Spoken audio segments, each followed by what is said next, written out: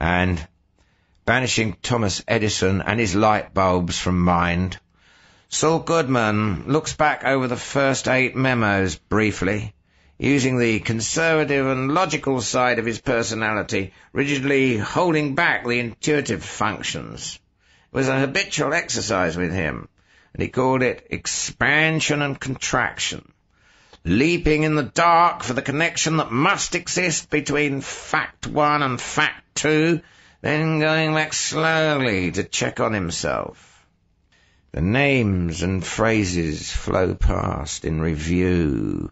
Fra Dolcino, 1508, Rochinea, Hassani Saba, 1090, Weishaupt, assassinations, John Kennedy, Bobby Kennedy, Martin Luther King, Major Daley, Cecil Rhodes, 1888, George Washington.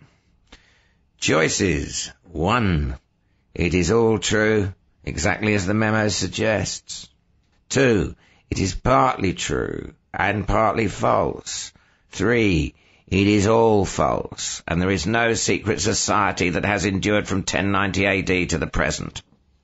Well, it isn't all true, although there was obscenity and anti-Semitism. The Weishaupt Washington impersonation theory also had some flaws. In those days, before plastic surgery, such an undetected assumption of the identity of a well-known figure was especially hard to credit, despite the circumstantial evidence quoted in the memos. 2 strong arguments against choice 1. The memos are not all true. How about choice 3? The Illuminati might not be a straight, unbroken line from the first recruit gathered by old Hassani Saba to the person who bombed confrontation. It might have died and lain dormant for a term, like the Ku Klux Klan between 1872 and 1915. And it might have gone through such breakups and resurrections more than once in 8 centuries. But linkages of some sort, however tenuous, reached from the 11th century to the 20th, from the Near East to Europe and from Europe to America.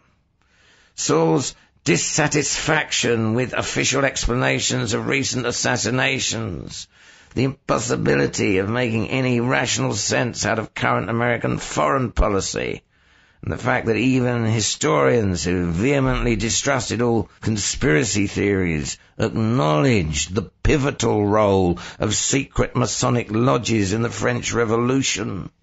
All these added weight to the rejection of choice 3. Besides, the Masons were the first group, according to at least 2 of the memos, infiltrated by Weishaupt. Choice 1 is definitely out, then, and choice 3 almost certainly equally invalid. Choice 2, therefore, is most probably correct. The theory in the memos is partly true and partly false. But what, in essence, is the theory? And which part of it is true? Which part false? Saul lit his pipe, closed his eyes, and concentrated. The theory, in essence, was that the Illuminati recruited people through various fronts, turned them onto some sort of illuminizing experience through marijuana, or some special extract of marijuana, and converted them into fanatics willing to use any means necessary to illuminize the rest of the world. Their aim, obviously, is nothing less than the total transformation of humanity itself, along the lines suggested by the film 2001, or by Nietzsche's concept of the Superman. In the course of this conspiracy, the Illuminati, according to Malik's hints to Jackson, was systematically assassinating every popular political figure who might interfere with their program.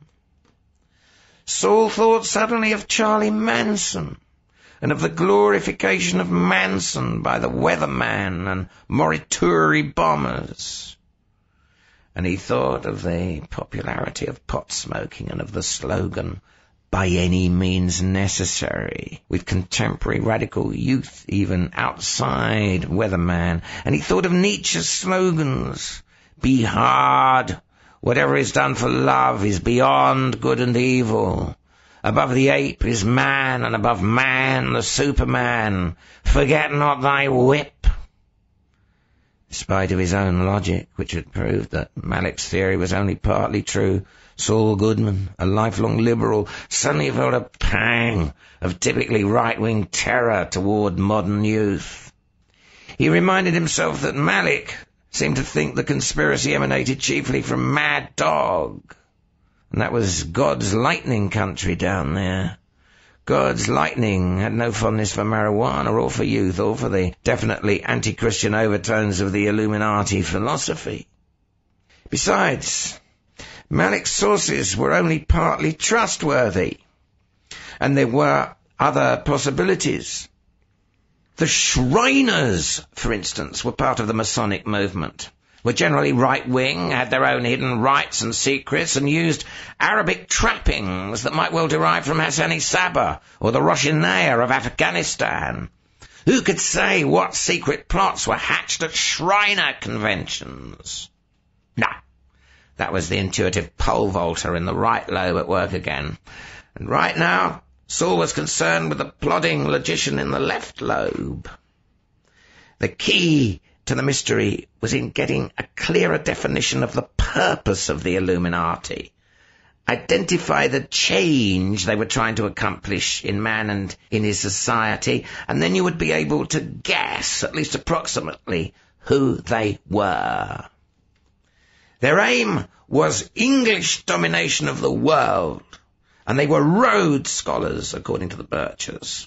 That idea obviously belonged with Saul's own whimsy about a worldwide Shriner conspiracy. What then?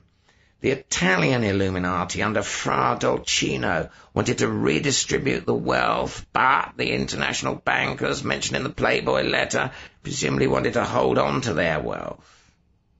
Weishaupt was a free thinker, according to the Britannica, and so were Washington and Jefferson. But Sabah and Joachim of Florence were evidently heretical mystics of the Islamic and Catholic traditions, respectively.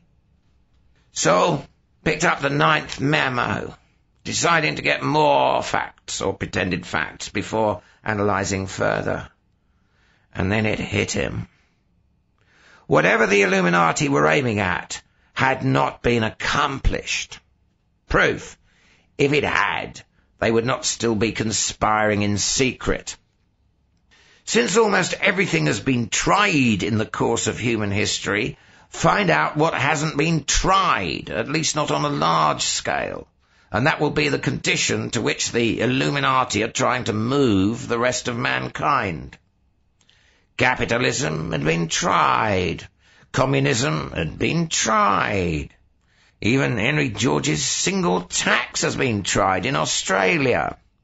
Fascism, feudalism, mysticism have been tried. Anarchism has never been tried. Anarchism was frequently associated with assassinations. It had an appeal for free thinkers, such as Kropotkin and Bakunin, but also for religious idealists like Tolstoy and Dorothy Day of the Catholic worker movement. Most anarchists hoped, Joachim-like, to redistribute the wealth. But Rebecca had once told him about a classic of anarchist literature, Max Stirner's The Ego and His Own, which had been called The Billionaire's Bible, because it stressed the advantages the rugged individualist would gain in a stateless society. And Cecil Rhodes was an adventurer before he was a banker. The Illuminati were anarchists. It all fit